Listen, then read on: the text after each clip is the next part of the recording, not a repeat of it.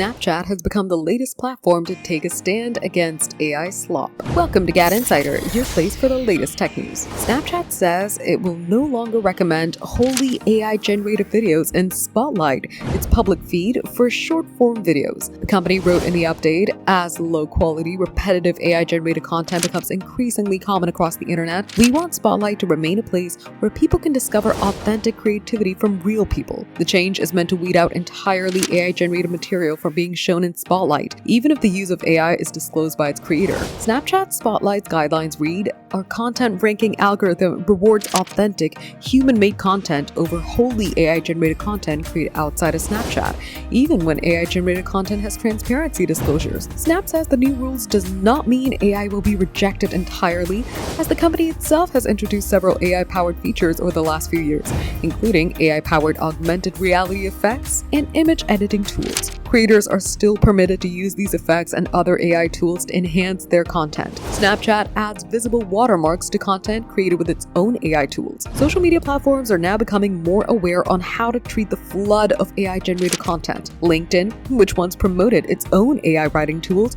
just announced it will remove the feature and allow users to report the posts they think is potential AI slop. Newsletter platform Substack also recently added an AI detection feature. Even last year, Pinterest said it would let users dial down AI-generated material in its recommendations. For more updates, subscribe to GadInsider, like and share the video, and don't forget to press the bell icon for notifications.